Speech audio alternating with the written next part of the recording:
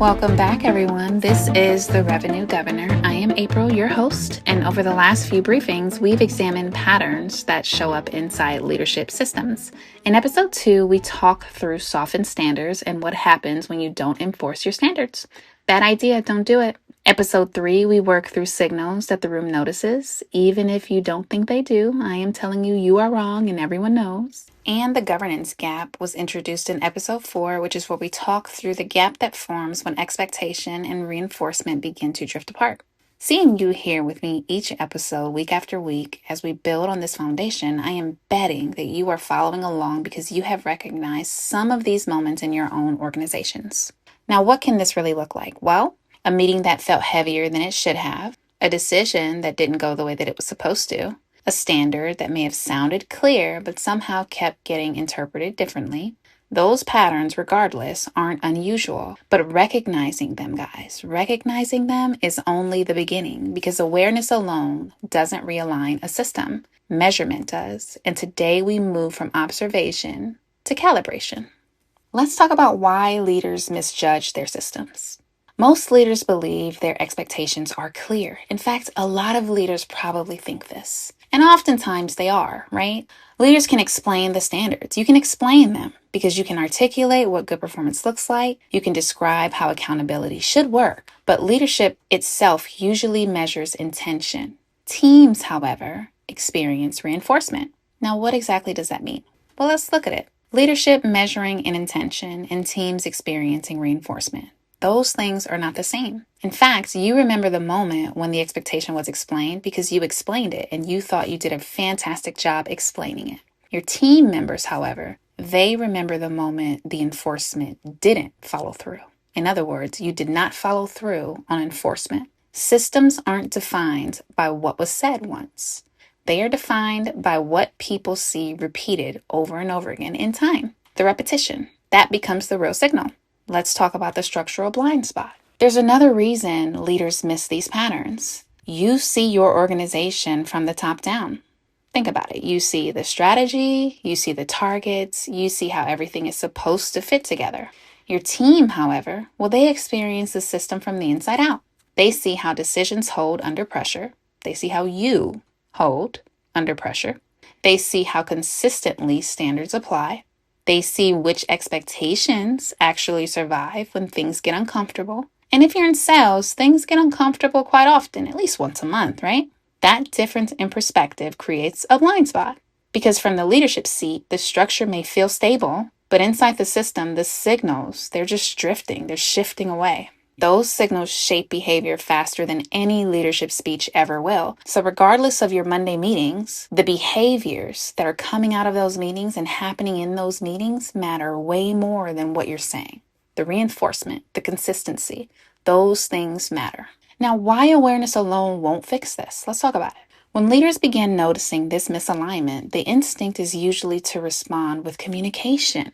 More alignment meetings. Who in the world wants more meetings? More explanations. You have to send a summary after every meeting to make sure you understand everything. More emphasis on expectation. But communication alone doesn't repair a structural gap. You can repeat the standard 10 times. It will not repair that structural gap. If enforcement changes when pressure appears, the system will learn from that behavior. And we have talked about this. We are teaching the system data, not the explanation. And that is why awareness alone rarely fixes the issue. It helps you see something that is happening.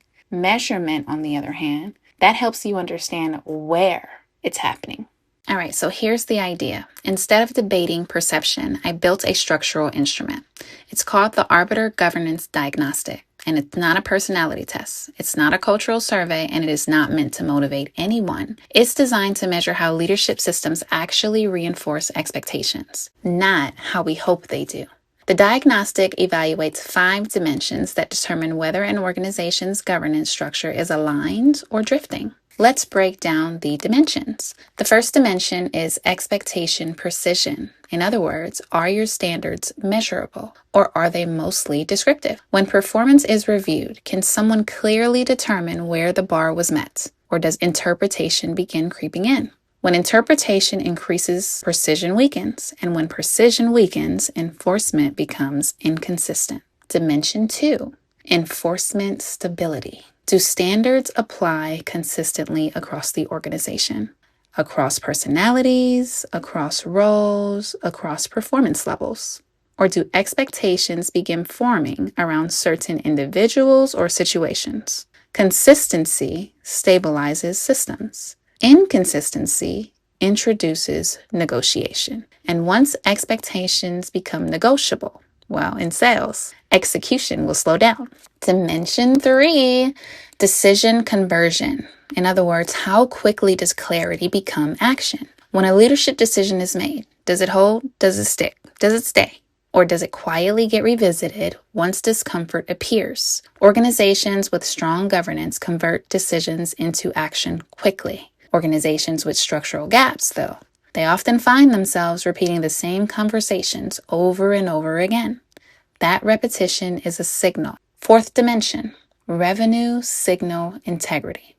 Let's break it down. Are forecasts grounded in evidence or primary in confidence? When deals are reviewed, are assumptions challenged or simply narrated? Predictable organizations rely on signals that can be verified. When signals become interpretive, predictability weakens. Final dimension, leadership consistency. Do leadership behaviors reinforce the expectations being communicated?